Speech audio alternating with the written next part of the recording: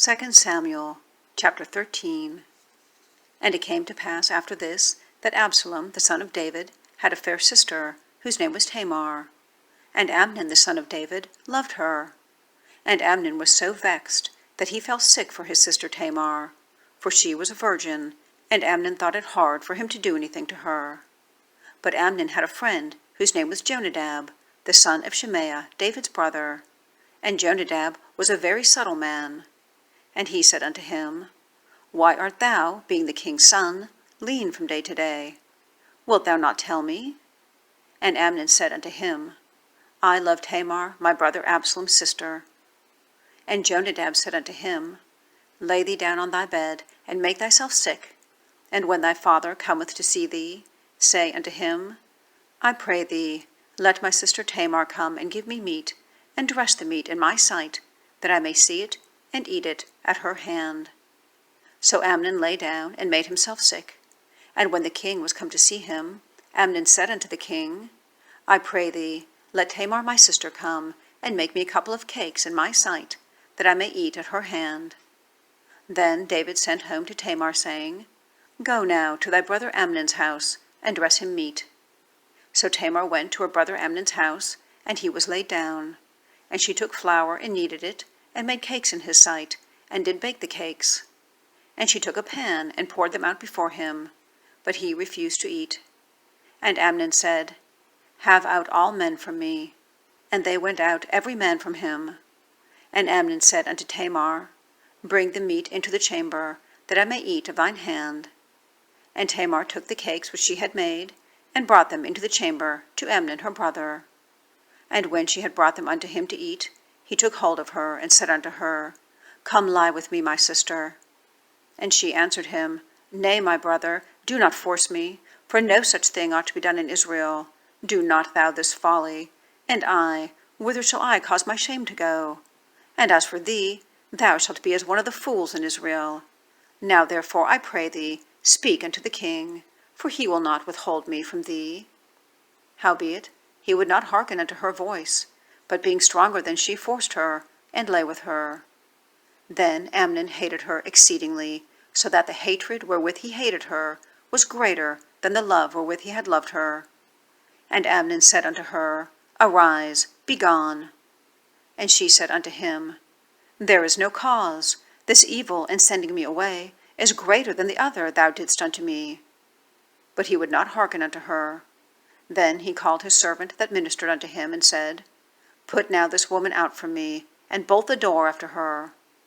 And she had a garment of divers colors upon her, for with such robes were the king's daughters that were virgins apparelled. Then his servant brought her out, and bolted the door after her.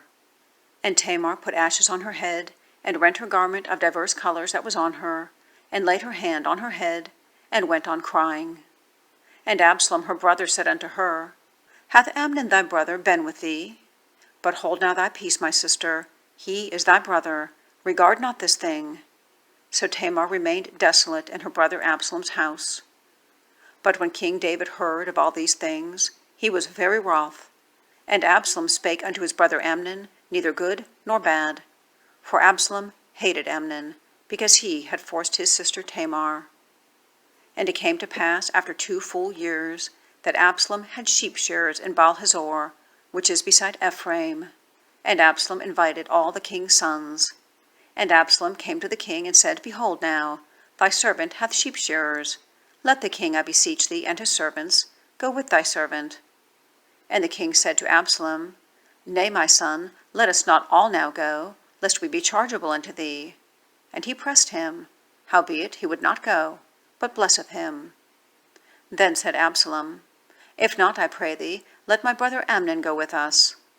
And the king said unto him, Why should he go with thee?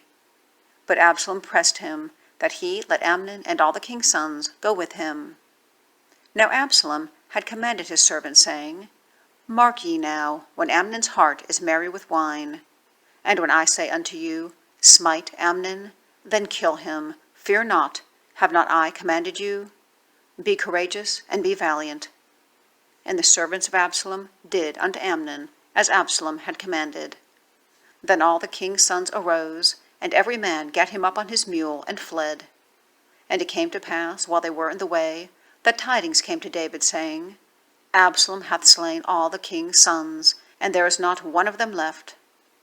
Then the king arose, and tare his garments, and lay on the earth. And all his servants stood by with their clothes rent. And Jonadab, the son of Shimeah, David's brother, answered and said, Let not my lord suppose that they have slain all the young men of the king's sons, for Amnon only is dead. For by the appointment of Absalom this hath been determined from the day that he forced his sister Tamar. Now therefore let not my lord the king take the thing to his heart, to think that all the king's sons are dead, for Amnon only is dead.